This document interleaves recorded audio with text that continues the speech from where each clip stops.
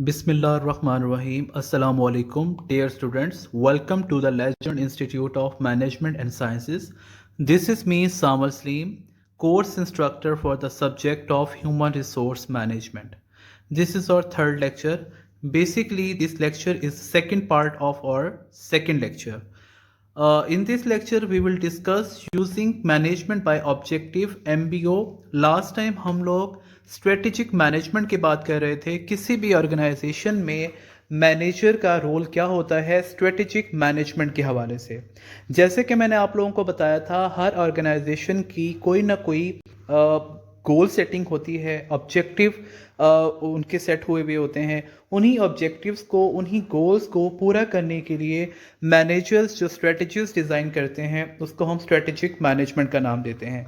Management by objectives, जिसको हम लोग MBO भी बोलते हैं, is also the part of strategic management. MBO क्या होता है, मैनेजमेंट बाय ऑब्जेक्टिव का रोल क्या होता है, इसको हम लोग देख लेते हैं कि मैनेजमेंट बाय ऑब्जेक्टिव का प्रोसेस के अंदर कौन कौन से वाली चीज़ें ऐड होती हैं। इससे पहले मैं आपको ये बताता चलूँ कि MBO क्या होती है।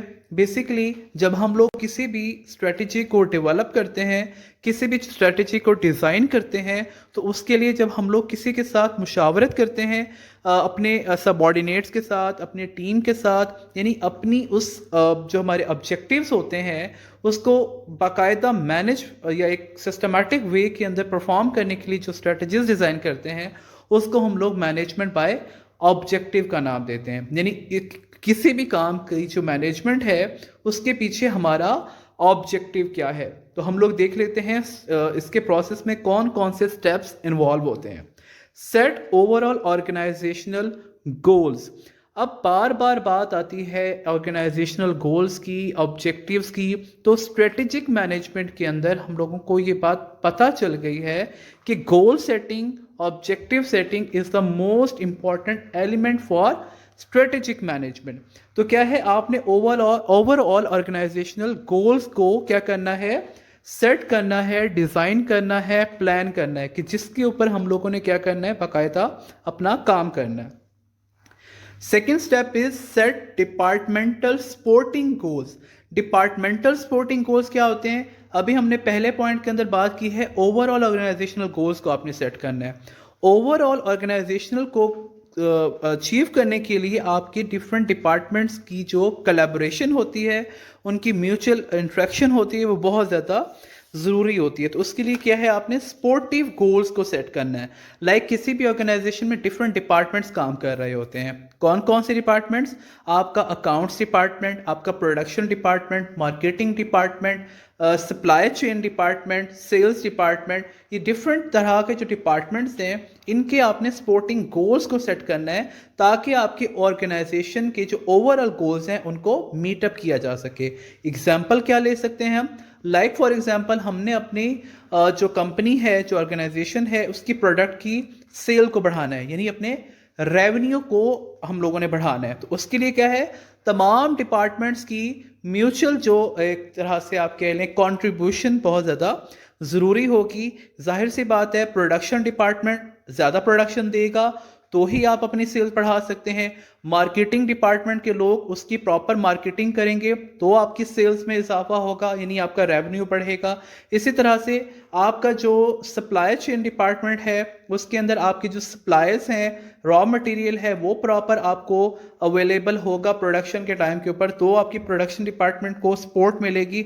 तो क्या है जी, आपके ओवरऑल ऑर्गेनाइजेशनल गोल को पूरा करने के लिए आपके तमाम डिपार्टमेंट्स क्या कर रहे हैं, अपना सपोर्टिव गोल्स को सेट करते हुए उनको लेकर चल रहे हैं।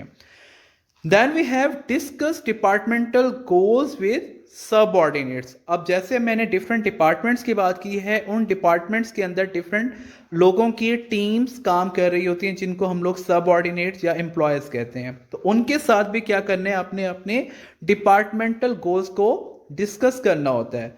किसने डिस्कस करना होता है, आपके डिपार्टमेंट के मैनेजर ने डिस्कस करना होता है। हम बात करते हैं यहाँ पर प्रोडक्शन डिपार्टमेंट मैनेजर की, कि वो अपने सबऑर्डिनेट के साथ किस तरह से उन स्ट्रेटजीज को या उन गोल्स को डिस्कस करेगा कि हमें टॉप मैनेजमेंट की तरफ से ये ऑर्डर मिला है कि हमने अपने इस मंथ की सेल को प्रीवियस मंथ की सेल की निस्बत ज़्यादा बढ़ाना है। तो उसने क्या करना है, अपने डिपार्टमेंट में काम करने वाले वर्कर्स सबऑर्डिनेट्स के साथ अपने गोल को डिस्कस करना है कि मैंने अपना ये गोल अपने प्रोडक्शन डिपार्टमेंट के इस गोल को अचीव करना है, और इस गोल को अचीव करने के लिए आप लोगों की सपोर्ट, आप लोगों की कंट्रीब्यूशन बहुत ज़्यादा ज़रूरी है। किसकी? सबऑर्डिनेट की, वर्कर्स की, एम्प्लॉयज़ की।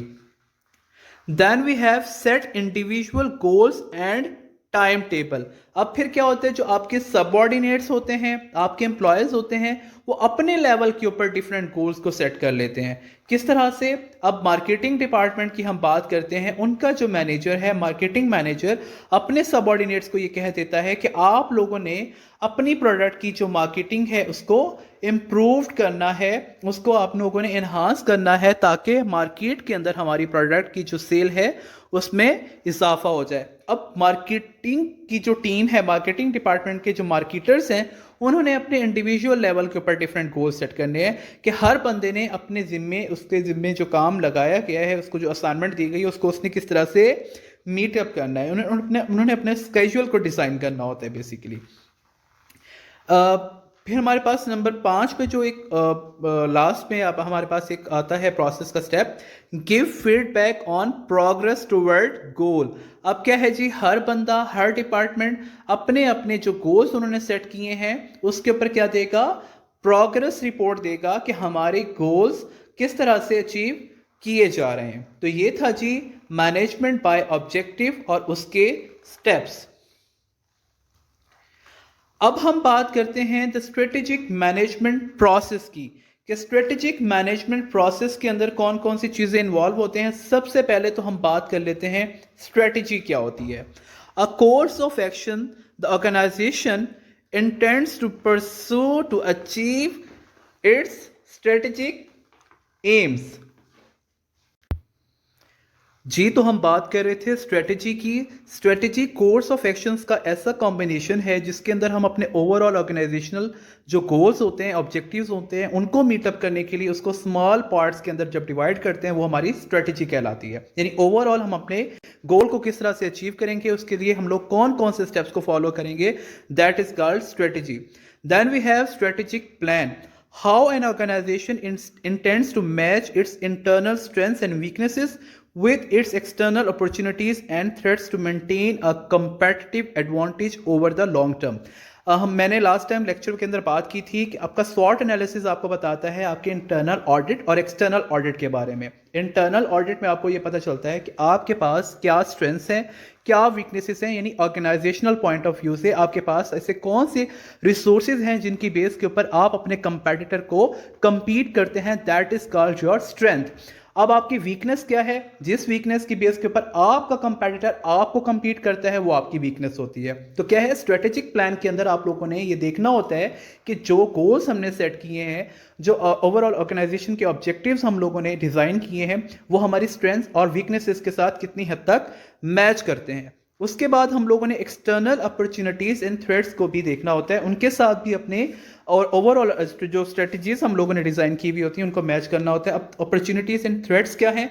अपॉर्चुनिटी ये है, आपका एक्सटर्नल फैक्टर है जिसको आप लोग क्या कर सकते हैं, अवेल कर सकते हैं बाय योर स्ट्रेंथ्स, यानी आप अपने कंपेटिटर को किस तरह से compete करके मार्केट अपॉर्चुनिटी को अवेल कर सकते हैं, मार्केट को कैप्चर कर सकते हैं बाय योर यूनिक स्ट्रेटजीज। अब थ्रेट्स क्या है? थ्रेट्स भी आपके ऐसे खतरात होते हैं जिनसे आपने निमटना होता है, जिनको आपने रिमूव करना होता है मार्केट से। किस तरह से कि आप उन थ्रेट्स को अपनी स्ट्रेटेजिक प्लानिंग के साथ किस तरह से ओवरकम करते हैं।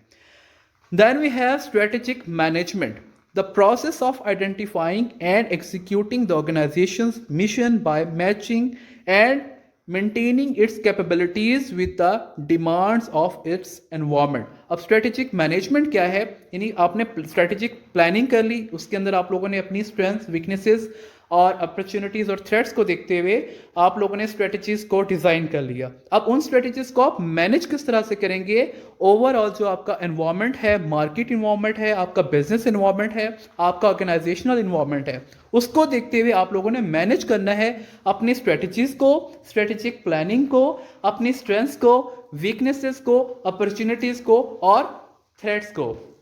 देन वी हैव ये था जी हमारे पास strategy, strategic planning and strategic management.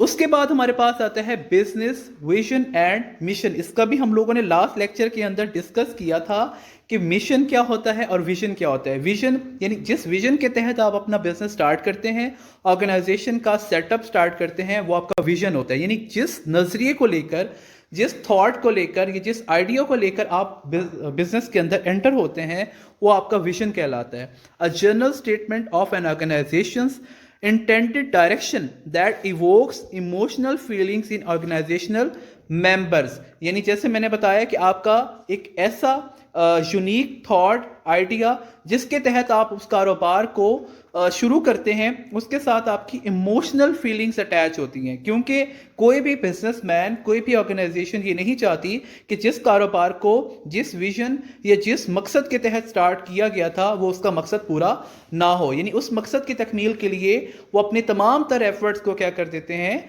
उसके ऊपर लगा देते हैं।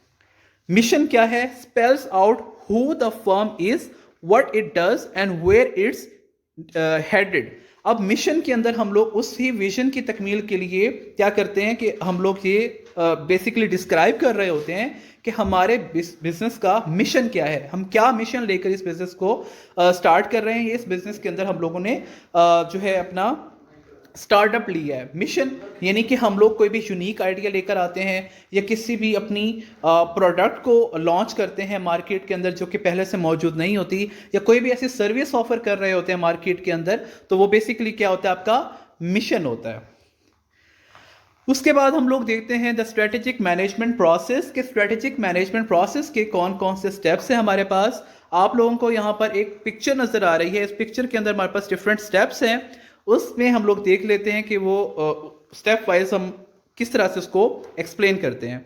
सबसे पहला हमारे पास स्टेप है डिफाइन द करंट बिजनेस, जो सिचुएशन होती है, आपकी बिजनेस की करंट सिचुएशन क्या है, आप उसको सबसे पहले डिस्क्राइब करते हैं। करंट बिजनेस सिचुएशन में आप लोग ये देखते हैं कि आपके पास अवेलेबल रिसोर्सेज कितने हैं, आप उन रिसोर्सेज को किस तरह से यूटिलाइज कर सकते हैं। हम रिकॉल करते हैं अपने मैनेजमेंट बाय ऑब्जेक्टिव के अंदर हम लोगों ने बात की थी कि हम लोग ओवरऑल ऑर्गेनाइजेशनल गोल्स को जब सेट करते हैं तो उसके अंदर भी हम लोग सबसे पहले क्या देखते हैं, अपने बिजनेस की करंट सिचुएशन को ही इवैल्यूएट करते हैं कि हमारे पास इतने रिसोर्सेज हैं कि हम लोग अपने इन ऑब्जेक्टिव्स या गोल्स को मीटअप कर सकते हैं या नहीं कर सकते।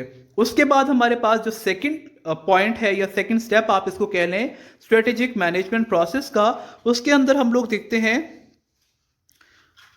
Perform external and internal audit, जिसकी अभी मैंने बात की है। एक्सटर्नल और इंटरनल ऑडिट के अंदर बेसिकली आप अपनी स्ट्रेंथ्स, वीकनेसेस, अपॉर्चुनिटीज और थ्रेट्स को देख रहे होते हैं। अब यहां पर मैं बता दूं, इन चार चीजों में, इन चार जो हमारे पास फैक्टर्स हैं, इनमें इंटरनल स्ट्रेंथ्स, इंटरनल ऑडिट के कौन से फैक्टर्स हैं और एक्सटर्नल ऑडिट के कौन से फैक्टर्स हैं।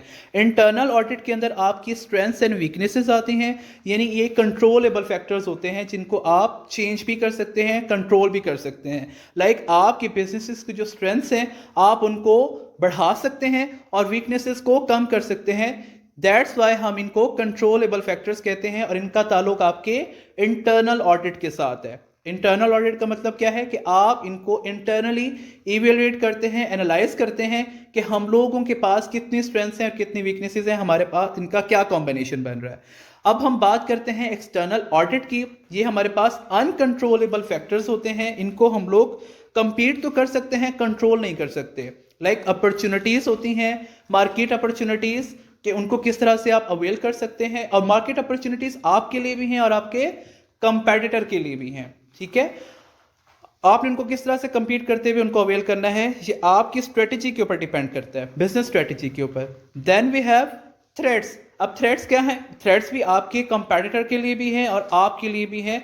मार्केट के अंदर डिफरेंट थ्रेट्स होते हैं, लाइक पॉलिटिकल थ्रेट्स हैं, इकोनॉमिकल थ्रेट्स हैं, लाइक उसके अलावा जो डिफरेंट इंटरनेशनल मार्केट के अंदर इंटरनेशनल थ्रेट्स भी होते हैं, तो उनको किस तरह से आपने ओवरकम करना है, तो ये आपके एक्सटर्नल ऑडिट के अंदर आता है। Then we have formulate and business and mission statements. अब क्या है जी, जिसका भी हमने मिशन एंड विजन स्टेटमेंट की बात की है कि आपने उनको फॉर्म करना है। जब आपने इंटरनल ऑडिट और एक्सटर्नल ऑडिट कर लिया, उसके बाद आप लोग अपनी मिशन स्टेटमेंट को डिजाइन करते हैं, और मिशन स्टेटमेंट भी रिलेट करती है आपके किसके साथ? इंटरनल ऑडिट और एक्सटर्नल ऑडिट के साथ, यानी आप लोगों का क्या क्या मिशन है इस चीज को लेकर। उसके बाद जो फोर्थ स्टेप है हमारे पास स्ट्रेटेजिक मैनेजमेंट का, that is translate the mission statement. Translate, जो आपने मिशन को डिजाइन किया है, जो स्टेटमेंट आपने तैयार की है मिशन स्टेटमेंट, उसको आपने ट्रांसलेट करना है in form of your strategies, in form of your plans, कि आप इस मिशन को किस तरह से लेकर चलेंगे, या इस मिशन की तकमील के लिए आप कौन कौन सी जो प्लान्स हैं या सिस्टम्स हैं उनको डिवेलप करते हैं। उसके बाद हमारे पास जो स्टेप आता है वो है जी formulate stages for the strategic goals. अब आपने उन स्ट्रेटजीज को मीट करने के लिए, उन ऑब्जेक्टिव्स को मीट करने के लिए जो स्ट्रेटजीज या जो प्लान्स फॉर्म करने हैं, उनकी फॉर्मुलेशन का बेसिकली अब ये स्टेप है कि आप कौन सी स्ट्रेटजीज डिजाइन करते हैं जिससे आपका ओवरऑल जो स्ट्रेटेजिक मैनेजमेंट प्रोसेस है वो कंप्लीट होता है। Then we have implementing the strategy. जो आपने स्ट्रेटेजिक फॉर्मुलेशन की है, अब आप उसकी एग्जीक्यूशन की तरफ जाते हैं, उसको बाकायदा इंप्लीमेंट करते हैं अपने बिजनेस के अंदर, अपने किसी भी डिपार्टमेंट के अंदर उसको बाकायदा आप इंप्लीमेंट करके, इंप्लीमेंटेशन से बेसिकली हमें यह पता चलता है कि हमारी वो स्ट्रेटजी कितनी हद तक सक्सेसफुल रही है और कितनी हद तक उसको दोबारा से डिजाइन करने की जरूरत है या दोबारा से रीटेक करने की जरूरत है। और लास्ट में हमारे पास क्या आता है? Evaluate performance. इवेल्युएट परफॉर्मेंस क्या है जी? आपने ये देखना है जो स्ट्रेटजीज आपने डेवलप की हैं, स्ट्रेटजीज जो आपने इंप्लीमेंट की हैं, एग्जीक्यूट की हैं, उसके रिजल्ट्स क्या मिलते हैं आपको, उसका आउटकम क्या मिलता है। यानी जो आपने सिंपल वर्ड्स में आप ये कह सकते हैं, स्ट्रेटजीज की फॉर्म के अंदर आपने जो इनपुट दिया था अपने बिजनेस को, उसका आपको आउटपुट क्या मिलता है, उसकी आप लोग क्या करते हैं? परफॉर्मेंस इवेल्युएशन करते हैं। परफॉर्मेंस इवेल्युएशन से आपको ये पता चलता है कि आपने उन स्ट्रेटजीज को कैरी ऑन करना है या स्ट्रेटजीज को रीडिजाइन करने की जरूरत है। तो ये था जी हमारे पास स्ट्रेटेजिक मैनेजमेंट प्रोसेस, इनके स्टेप्स को हम लोगों ने देखा है। अब नेक्स्ट हम लोग देखते हैं types of strategy at each company level, यानी आपकी स्ट्रेटेजीज की कितनी टाइप्स होती हैं, और ये भी वेरी करती हैं आपकी बिजनेस टू बिजनेस, आपकी नेचर ऑफ बिजनेस, आपकी जो बिजनेस की प्रोडक्ट होती है या सर्विस होती है, उसके ऊपर डिपेंड करते हैं कि आप किस तरह की स्ट्रेटजीज को डिज़ाइन करते हैं। यहाँ पर भी आपको एक पिक्चर नज़र आ रही है, उसके अंदर डिफरेंट लेवल्स दिखाए हुए हैं स्ट्रेटजीज के। सबसे पहले हम लोग देखते हैं corporate level strategy, what businesses are we in, यानी कि सबसे पहले वही बात कि हम लोगों को ये एक्सप्लेन करना है, ये हम लोगों को जानना है कि हम लोग किस बिजनेस के अंदर इन्वॉल्व हैं या हम लोग किस चीज़ का बिजनेस कर रहे हैं। Then we have business one. अच्छा, सम टाइम क्या होता है, किसी भी ऑर्गेनाइजेशन के मल्टीपल बिजनेसेस जो है वो ऑपरेट हो रहे होते हैं, लाइक जिसको हम लोग डाइवर्सिफिकेशन का नाम देते हैं। आप लोग अक्सर सुनते हैं जी, एक ग्रुप ऑफ बिजनेस होता है जिसके अंदर एक ही बिजनेस के जो लोग होते हैं वो टेक्सटाइल इंडस्ट्री के अंदर भी इन्वॉल्व होते हैं, वो ट्रांसपोर्टेशन इंडस्ट्री के अंदर भी इन्वॉल्व होते हैं, वो डिफरेंट अदर जो है आप पोल्ट्री की बात कर लें, डिफरेंट काइंड्स ऑफ बिजनेसेस, वो एक ही टाइम के अंदर एक ही ग्रुप ऑफ बिजनेस जो है वो रन कर रहा होता है, तो उसको हम लोग कहते हैं डाइवर्सिफिकेशन। अब क्या है जी, उनके जो ऑनर्स हैं वो एक ही है, यानी डायरेक्टर या सीईओज का जो एक ग्रुप है वो एक ही है, लेकिन उनके अंडर जो डिफरेंट बिजनेसेस हैं उन तमाम बिजनेसेस के बारे में उन्होंने क्या करनी है? स्ट्रेटजीज को बनाना है या डिजाइन करना है। अब क्या है जी, उन्होंने सबसे पहले ये तय कर लिया कि हम लोग कौन कौन से बिजनेस रन कर रहे हैं। अब क्या है? Business one, competitive strategy, how will we compete। अब एक बिजनेस के लिए उन्होंने ये स्ट्रेटजी डिजाइन की है कि हम उस बिजनेस कैटेगरी के अंदर किस तरह से उसी बिजनेस कैटेगरी के जो बाकी हमारे कंपेटिटर्स हैं उनको हम लोगों ने compete किस बेस के ऊपर करना है। यानी हम लोगों ने प्रोडक्ट क्वालिटी के ऊपर, हम लोगों ने प्रोडक्ट प्राइस के ऊपर, प्रोडक्ट शेप के ऊपर, प्रोडक्ट कलर के ऊपर, ये डिफरेंट जो उनकी फीचर्स ऑफ प्रोडक्ट होते हैं, जाहिर सी बात है आप मार्केट में खेल रहे होते हैं तो वो प्रोडक्ट की बेस के ऊपर खेल रहे होते हैं एज अ बिजनेसमैन। तो आपने ये स्ट्रेटेजी डिजाइन करनी होती है कि how you can compete your competitor on the basis of your product and service. Then we have business two, उसकी स्ट्रेटेजी क्या है, हाउ वी विल कम्पीट। अब यानी वो दूसरे बिजनेस की भी सेम स्ट्रेटेजी डिजाइन कर रहे हैं। अब देखें, जैसे मैंने पहले बताया कि आप टेक्सटाइल इंडस्ट्री के अंदर भी हैं, आप ट्रांसपोर्ट इंडस्ट्री के अंदर भी हैं और आप पोल्ट्री इंडस्ट्री के अंदर भी हैं। अब तीनों जो बिजनेसेस हैं हमारे पास, उन तीनों की कैटेगरीज डिफरेंट हैं, इसीलिए इन तीनों के लिए जो हम स्ट्रेटेजी डिजाइन करेंगे, अब हमारे पास यहाँ पर जो एक मेन हमारा मिशन है वो क्या है जी, कंपीट द कंपेटिटर। वो तमाम बिजनेसेस का, यानी तीनों बिजनेसेस का सेम है, लेकिन तमाम तीनों बिजनेसेस की जो स्ट्रेटेजी होगी कंपटीशन के हवाले से वो डिफरेंट होगी। यानी टेक्सटाइल इंडस्ट्री की डिफरेंट स्ट्रेटेजी आप डिजाइन करेंगे अपने कंपेटिटर के लिए, आप ट्रांसपोर्ट इंडस्ट्री की जो स्ट्रेटेजी डिजाइन करेंगे वो डिफरेंट करेंगे। जाहिर सी बात है वो उसके अंदर आपके कस्टमर्स और तरह के हैं, उसके अंदर आपके कंपेटिटर्स और तरह के हैं। यानी कि नेचर ऑफ बिजनेस की चेंज होने से आपके नेचर ऑफ जो कस्टमर्स होते हैं या नेचर ऑफ कंपेटिटर्स होते हैं वो भी चेंज हो जाते हैं, जिसकी वजह से आपको स्ट्रेटेजी की जो फॉर्मुलेशन है, एग्जीक्यूशन है और उसके अलावा जो इवैल्यूएशन है वो डिफर करती है। अब हम लोग बिजनेस वन की ही फर्दर स्ट्रेटजीज की बात कर लेते हैं। उसमें हमारे पास क्या है जी, बिजनेस वन की जो सबसे पहली स्ट्रेटजी है वो है functional strategy. Sales department, how do we support the business competitive strategy. अब क्या है जी, बिजनेस वन हम अज्यूम कर लेते हैं, सपोज कर लेते हैं कि हमारे पास है टेक्सटाइल इंडस्ट्री।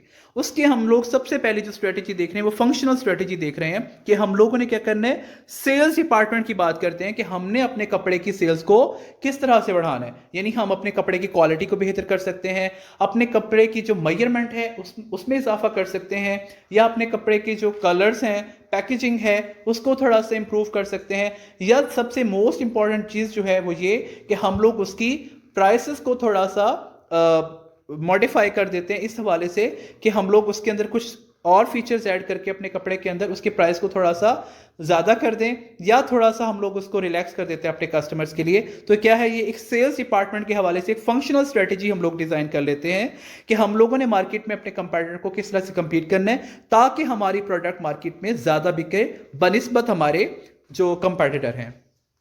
उसके बाद इसी बिजनेस की जो सेकंड स्ट्रेटजी है वो भी फंक्शनल स्ट्रेटजी है, लेकिन इसका ताल्लुक क्या है, आपके प्रोडक्शन डिपार्टमेंट के साथ है। जैसे मैंने आपको मैनेजमेंट बाय ऑब्जेक्टिव में बताया था कि आप लोग जब ओवरऑल ऑर्गेनाइजेशन का गोल सेट करते हैं उसके लिए स्पोर्टिंग गोल सेट करते हैं आपके डिपार्टमेंट, यानी आपके ऑर्गेनाइजेशन के डिफरेंट डिपार्टमेंट्स जो है वो क्या करते हैं, स्पोर्टिंग रोल प्ले कर रहे होते हैं आपकी ओवरऑल गोल को अचीव करने के लिए। तो अभी पहले हमने बात की है सेल्स डिपार्टमेंट की कि वो किस तरह से आप इंप्रूव कर सकते हैं, यानी अब सेल्स डिपार्टमेंट अपने डिपार्टमेंट के अंदर डिफरेंट स्ट्रेटजीज को डिजाइन करेगा। अब हम प्रोडक्शन डिपार्टमेंट की बात करते हैं कि प्रोडक्शन डिपार्टमेंट किस तरह से आपके ओवरऑल ऑर्गेनाइजेशनल गोल यानी कंपीट द कंपेटिटर को मीटअप करने के लिए क्या स्ट्रेटजीज डिजाइन करेगा। वो कहते हैं how do we support the business competitive strategy by our production process. अब प्रोडक्शन प्रोसेस के अंदर या तो वो क्या करेंगे जी, अपनी मशीनरी की तादाद को बढ़ाएंगे ताकि ज़्यादा से ज़्यादा कपड़ा प्रोड्यूस करके उसको ज़्यादा से ज़्यादा मार्केट में सप्लाई करें और उसकी सेल्स को बढ़ाया जाए, या फिर अपने मैन पावर यानी लेबर को बढ़ाकर वो अपनी प्रोडक्शन को बढ़ा सकते हैं, या फिर अपनी सप्लाई चेन मैनेजमेंट को इंप्रूव करके भी वो अपनी प्रोडक्शन को बेहतर कर सकते हैं। Then we have third strategy of business one, that is also functional strategy, HR department. HR department क्या इसके अंदर सपोर्टिंग अपना रोल प्ले करेगा कि वो क्या करेगा, रिक्रूट करेगा। बेसिकली वो क्या करेगा, HR प्लानिंग करेगा। HR प्लानिंग के अंदर हम लोग बात करते हैं demand and supply of man power और ह्यूमन रिसोर्स, कि उसने देखा कि सेल्स डिपार्टमेंट के अंदर अगर इतने बंदे काफ़ी हैं हमारे सेल्स को बढ़ाने के लिए तो ठीक है, यानी हमारी डिमांड सफिशिएंट है, लेकिन अगर हमारी डिमांड कम है तो वो क्या करेगा, उसकी सप्लाई को बढ़ाएगा। किसकी सप्लाई को बढ़ाएगा, मैन पावर सप्लाई को बढ़ाएगा। इसी तरह से वो प्रोडक्शन डिपार्टमेंट के अंदर क्या करेगा, वहाँ की मैन पावर को देखेगा सप्लाई एंड डिमांड के पॉइंट ऑफ व्यू से कि जितनी सप्लाई हमारे पास मौजूद है क्या उतनी ही डिमांड भी है, अगर तो कम या ज़्यादा है तो वो भी according to that departmental need क्या करेगा, या तो रिक्रूटमेंट करेगा या फिर क्या करेगा वहाँ के स्टाफ को कहीं और मूव करेगा इन फॉर्म ऑफ ट्रांसफ़र। तो ये था जी हमारे पास कि हम लोगों ने देखा कि डिफरेंट स्ट्रेटजीज की टाइप्स किस तरह से होती हैं और ये डिपेंड करता है नेचर ऑफ बिजनेस के ऊपर और फिर किस तरह से आपके डिफरेंट जो स्पोर्टिव डिपार्टमेंटल फंक्शंस होते हैं आपकी ओवरऑल ऑर्गेनाइजेशनल गोल्स और ऑब्जेक्टिव्स को पूरा करने के लिए उनकी स्ट्रेटजीज को किस तरह से डिजाइन किया जाता है। ये था आज का हमारा लेक्चर। इंशाल्लाह नेक्स्ट लेक्चर में हम यहीं से प्रोसीड करते हुए मैनेजर्स रोल को डिस्कस करेंगे एक स्ट्रेटेजिक प्लानिंग के पॉइंट ऑफ व्यू से। तो आई होप कि आपको आज का लेक्चर समझ आया होगा। अगर इसके हवाले से कोई क्वेश्चन है आपका तो आप व्हाट्सएप में भी मुझसे पूछ सकते हैं और जूम ऐप के डिस्कशन में भी आप लोगों ने इसको डिस्कस करना है और इसके काइंडली आप लोगों ने नोट्स जरूर डिज़ाइन करने हैं। Thank you so much.